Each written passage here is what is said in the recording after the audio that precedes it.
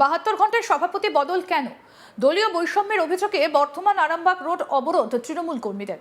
রবিবার বর্ধমান আরামবাগ রোডের মিরেপোতা এলাকায় পথ অবরোধ করে বিক্ষোভ দেখান শেহরা অঞ্চলের তৃণমূল কর্মীরা। আসুন আপনাদের সেই ছবি দেখাই আগে, দেখুন।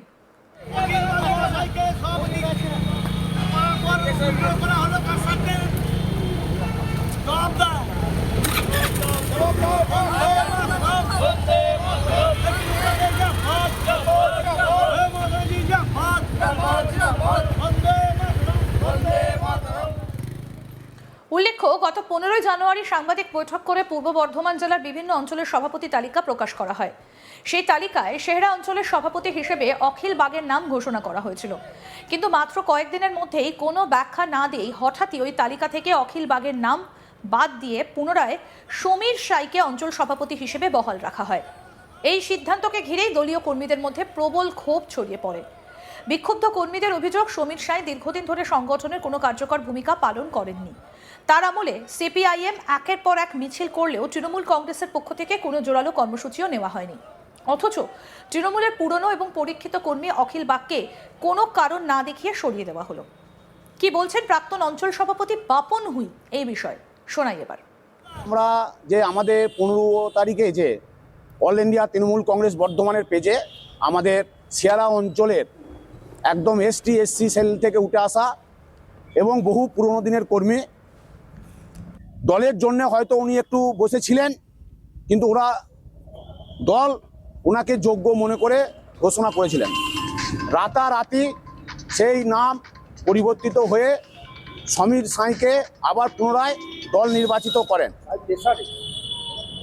সমীর সাই গত 3 বছর শেহরা অঞ্চলের একটা মিটিং, মিছিল, পথসভা করেনি। মিরেপোতা বাজারে সিপিএম একের পর এক মিটিং করেছে, তার পরিবর্তে যে একটা বিরোধী প্রচার তিনি করেননি। তার নেতৃত্বে নাকি বলা হয় 1600 ভোটে লোকসভায় লিড হয়েছে, কিন্তু 1600 ভোটে লোকসভায় লিড হয়েছে সেটাই আমাদের মতো কর্মীদের জন্যে 21টা বুথের 12টা বুথ হার। আমাদের এই দিকে 5টা বুথ মঙ্গলমারি, আউসারা এবং খ্যামতা, এই দলের যোগ্য সংগঠক প্রধানের নেতৃত্বে নাকি 1600 ভোটে লিড হয়েছে। তাহলে প্রধান যদি এতই বড় সংগঠনদার, তার 8টা বুথে লিড হলো না কেন? তার 8টা বুথকে আমাদের মতো সংগঠন থেকে মেকআপ করতে হয় কেন?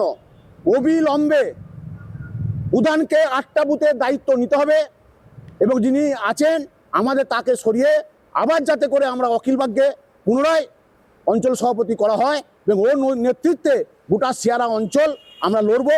অখিল বাগের সঙ্গে কথা হয়েছিল আমার ব্যক্তিগতভাবে, উনি বলেছিলেন আমাকে 7 দিন টাইম দেওয়া হোক। আমি সমস্ত যে পুরনো দিনের কর্মী আনোয়ার, আশিস কুন্ডু, সনদ দে, আমি থেকে শুরু করে সবাইকে নিয়ে একটা প্রথম প্রাথমিক বসে দলটা কীভাবে চালানো যায়, আমাকে যারা সাহায্য করে দলকে যেন একটা ভালো জায়গায় পৌঁছাতে পারি, তা সেই সুযোগটা পর্যন্ত অখিল বাগকে দেওয়া হয়নি। রাতারাতি অখিল বাগকে চেঞ্জ করে আবার তিনি যে পুরনো ছিলেন অকেজ অঞ্চল সভাপতি, তাকেই আবার দল পুনরায় মনোনীত করেছে। কর্মীদের আরও অভিযোগ, অখিল বাগ তপশিলি জাতিভুক্ত হওয়াতেই তাকে পরিকল্পিতভাবে সরিয়ে দেওয়া হয়েছে। এই সিদ্ধান্ত দলীয় বৈষম্যের স্পষ্ট নজির বলেও দাবি বিক্ষোভকারীদের। দল কি এখন কর্মীর যোগ্যতার বদলে জাত দেখেই সিদ্ধান্ত নিচ্ছে? এই প্রশ্ন তারা তুলেছেন। কি বলছেন প্রাক্তন অঞ্চল সভাপতি বাপন হুই, শুনবো। আমাদের এখানে এসসি এসটি সম্প্রদায় অঞ্চল, আমাদের অঞ্চলটাতে 50% এসসি এসটি, 30% জেনারেল কাস্ট, আর বাকি 10-15% হচ্ছে মাইনরিটি। আমরা যে বুথগুলো জিতি সেই বুথগুলোতে প্রত্যেকটাতে মাইনরিটি ভোটার আছে, আর যেই 12টা বুথ সেই 12টা বুথে কোনো মাইনরিটি ভোটার নাই। তার জন্যেই হয় এসটি এসসিকে একটা ভালো আন্দোলন দেওয়া যেত এলাকায়, তাই এলাকায় অখিল বাগ না হয়ে সমস্ত কর্মীরা মুজড়ে পড়েছে যাতে করে অখিল বাগ হোক এবং অখিল বাগকে নিয়ে চলার দায়িত্ব আমরা সবাই মিলে, আমরা যারা আছি, আশিস কুন্ডু, আনোয়ার, সনদ দে থেকে শুরু করে যারা সব আছে, অখিল বাগ প্রত্যেকটা ঘরে যাবে, যে একটা নতুনভাবে কমিটি তৈরি করে, একটা কোর কমিটি তৈরি করে আমরা আন্দোলন করব এই আশা নিয়ে এগিয়েছিলাম। হঠাৎ দেখি আবার সমীর সাইকে মনোনীত করা হয়েছে। সমীর সাইয়ের মনোনীত বাতিল করে আবার যাতে অখিল বাগকে পুনরায় মনোনয়ন দেওয়া হয় দলের পক্ষ থেকে, এইটুকু আমরা আবেদন করি। কতক্ষণ পদব্রত করলেন? আমরা 2 মিনিট পদব্রত করেছিলাম, আমরা সঙ্গে সঙ্গে তুলে নিয়েছি আমাদের বড়বাবু বলার সাথে সাথেই। আমরা আমাদের দল বেকায়দায় পড়ুক এটা আমরা কখনোই চাই না, কিন্তু এই বার্তাটা পৌঁছানোর জন্যই আমাদের একটু সাময়িক পথবরোধ। সেই পথবরোধে আমরা মানুষকে বুঝতেও দিইনি আমাদের আন্দোলন। আমরা বিকাল বেলায় আজকে একটা বিশাল আকারে মিছিল আমরা করব 5টা বুথ মিলে। হ্যাঁ, সমস্ত আমরা এখন থেকে তার তোড়জোড় শুরু করছি, মাইক ফাইক ব্যবহার করছি। আমাদের আন্দোলন আজ থেকে শুরু হলো বিধানসভা ভোট পর্যন্ত। এইখান থেকেই 5টা বুথ থেকেই সিয়ারা অঞ্চলে লিড হয়। এই 5টা বুথ থেকে আরো বেশি করে লিড দিয়ে সিয়ারা অঞ্চলকে রেকর্ড ভোটে লিড করব। আর তার সাথে সাথে বলবো যে সিয়ারা অঞ্চল সন্ধ্যের পর কেন অঞ্চল খোলা থাকে, 5টার পর অঞ্চল বন্ধ হয়ে যাওয়ার পরও অঞ্চলটা কেন খোলা থাকে, এটা আমার দলের কাছে এটা আমার প্রশ্ন। পথ অবরোধের জেরে বর্ধমান আরামবাগ রোডে ব্যাপক যানজটের সৃষ্টি হয়। দীর্ঘক্ষণ অবরোধ চলায় সাধারণ মানুষকে চরম ভোগান্তির মুখে পড়তে হয়। পরে প্রশাসনের হস্তক্ষেপে পরিস্থিতি কিছুটা নিয়ন্ত্রণে আসে। এই ঘটনায় দলের অন্দরে ক্ষোভ এবং বিভাজন স্পষ্ট হয়ে উঠেছে। কর্মীদের একাংশের সাফ বক্তব্য, অবিলম্বে এই সিদ্ধান্ত প্রত্যাহার না হলে আন্দোলন আরও তীব্র হবে। এখন দেখার নেতৃত্ব এই ক্ষোভকে কতটা গুরুত্ব দেয় এবং আদৌ কোনো জবাবদিহি করে কিনা।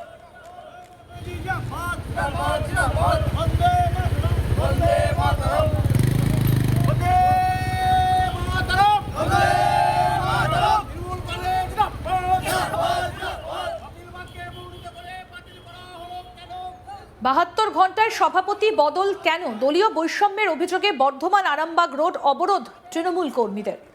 রীতিমতো তারা বিক্ষোভ দেখাতে থাকেন। এই বিষয়ে কি বলছেন তৃণমূলের তরফ থেকে, কি বলা হচ্ছে? বাপন হুই প্রাক্তন অঞ্চল সভাপতি কি বললেন শুনবো। আমরা যে আমাদের 15 তারিখে যে অল ইন্ডিয়া তৃণমূল কংগ্রেস বর্ধমানের পেজে আমাদের সিয়ারা অঞ্চলের একদম ST SC সেল থেকে উঠে আসা এবং বহু পুরনো দিনের কর্মী, দলের জন্য হয়তো উনি একটু বসেছিলেন, কিন্তু দল ওনাকে যোগ্য মনে করে ঘোষণা করেছিলেন। রাতারাতি সেই নাম পরিবর্তিত হয়ে সমীর সাঁইকে আবার পুনরায় দল নির্বাচিত করেন। সমীর সাঁই গত 3 বছর সিয়ারা অঞ্চলের একটা মিটিং, মিছিল, পথসভা করেনি। মিরেপুতা বাজারে CPM একের পর এক মিটিং করেছে। তার পরিবর্তে যে একটা বিরোধী প্রচার তিনি করেননি। তার নেতৃত্বে নাকি বলা হয় 1600 ভোটে লোকসভায় লিড হয়েছে, কিন্তু 1600 ভোটে লোকসভায় লিড হয়েছে সেটাই আমাদের মতো কর্মীদের জন্যে। আরও আপডেট পেতে দেখতে থাকুন আজ তাক বাংলা। সাবস্ক্রাইব করুন, নোটিফিকেশন পেতে বেল বাটন অপশন প্রেস করুন।